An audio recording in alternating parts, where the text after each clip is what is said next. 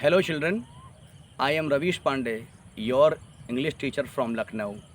We were reading the poem The Darkling Thrush by Thomas Hardy, and we have completed its two stanzas. These two stanzas were full of dejection, sadness, hopelessness. But now the poem is going to take a turn from negativity to positivity, from pessimism to optimism. अब ये poem चल रही है आशावाद की तरफ। हम जानते हैं कि टॉमस हार्डी 19 सेंचुरी के एंड होने पर कुछ सैड दिखाई पड़ रहा था, लेकिन अचानक ईश्वर ने अपना दूत भेज दिया और टॉमस हार्डी के मन में दोबारा ऊर्जा का संचार हो गया। देखें, at once a voice arose among the bleak twigs overhead. Twigs का मतलब होता है टहनियाँ।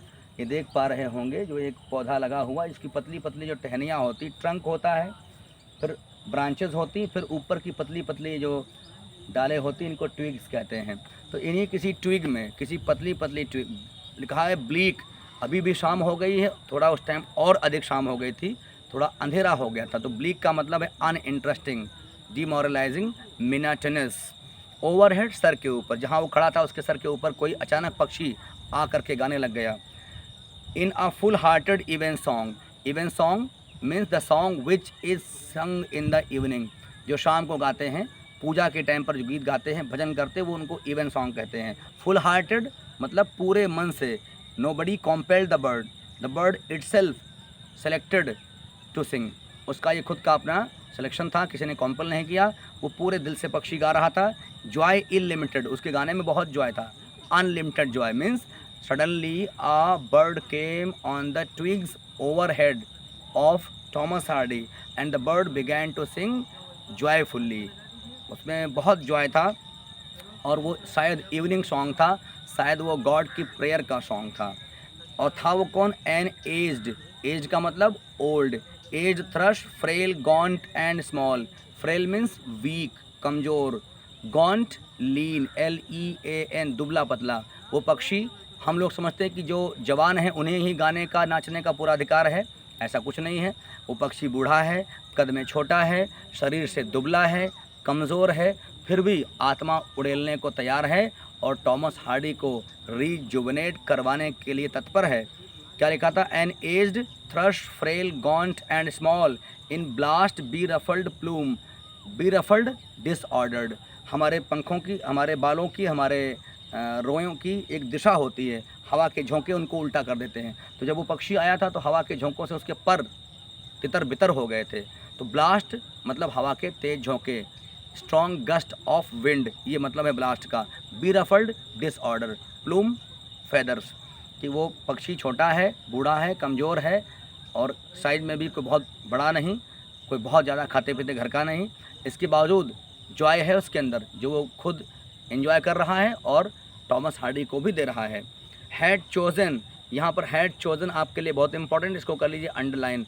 किसी कलाकार को जब कोई कॉम्पेल करता है, when an artist is compelled to sing, to dance, to do something, he can not be justified with his art.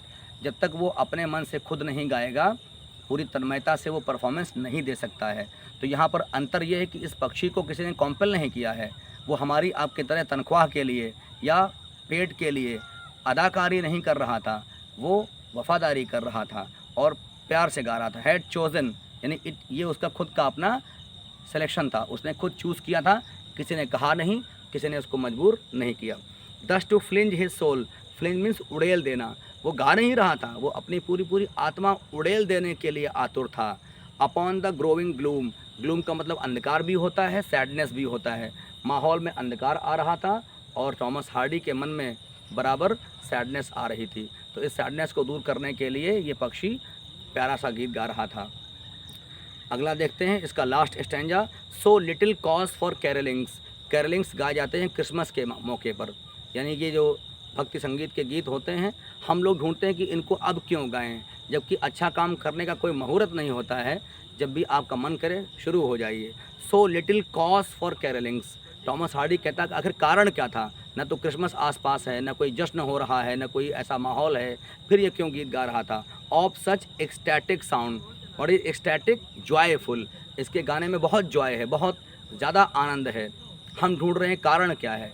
और वो अकारण ही गा रहा है, वो औरों को भी खुश कर रहा है। Was written on terrestrial things, और terrestrial the things which are connected to the earth, जिन चीज़ों का ताल्लुकात धरती से है वो टेरेस्ट्रियल हैं, और जिनका ताल्लुकात आसमान से स्वर्ग से है वे होते हैं सेलेसियल।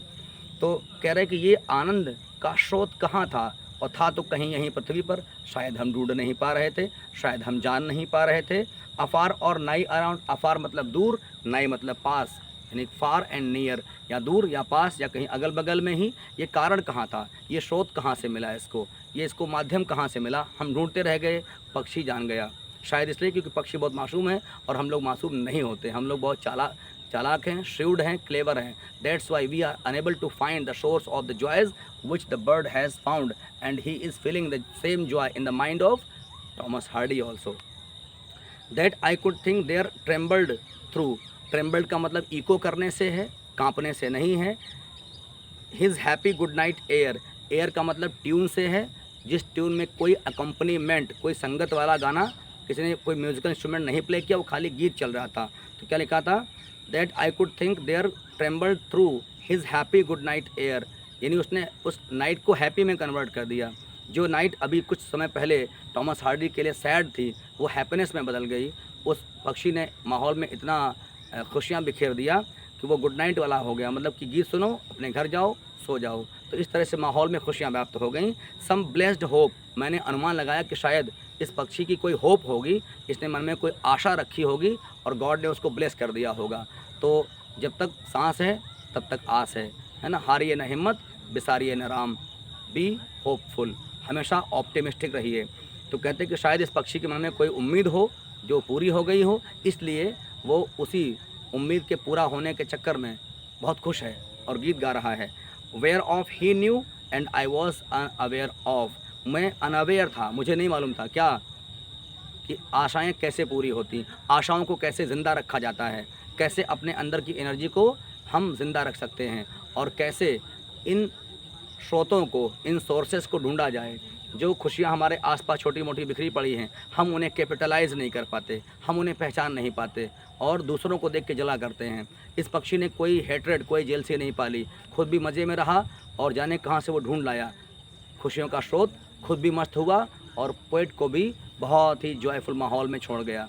तो जो चीज़ इम्पॉर्टेंट थी वो ये कि पक्षी बूढ़ा है, कमज़ोर है, फिर भी खुशियों का स्रोत जानता है, और हम लोग यंग हैं, इसके बावजूद बहुत सैड रहते हैं, मुंह लटकाए बैठे रहते हैं। और बस दिक्कत ये है कि हम लोग कई बार कॉम्पेल होते हैं अपनी कला को परफॉर्म करने के लिए, तो हमसे अच्छा सा परफॉर्मेंस नहीं हो सकता है।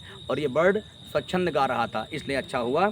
तो साथियों, इसके दो स्टैंजा जो हैं वो सैडनेस से भरे हुए हैं, होपलेसनेस से भरे हुए थे, लेकिन जो बाद वाले थे वो दोनों जॉयफुलनेस से हैं भरे हुए, ऑप्टिमिज़म से भरे हुए हैं। अंत भला तो सब भला। आज के लिए इतना ही, आप पढ़िए। कोई डिमांड हो, कोई कमी रह गई हो, आप हमको व्हाट्सएप करिएगा या कमेंट बॉक्स में लिखिएगा, हम आपको फिर से आपकी डिमांड्स पूरी करने की कोशिश करेंगे। बहुत बहुत धन्यवाद।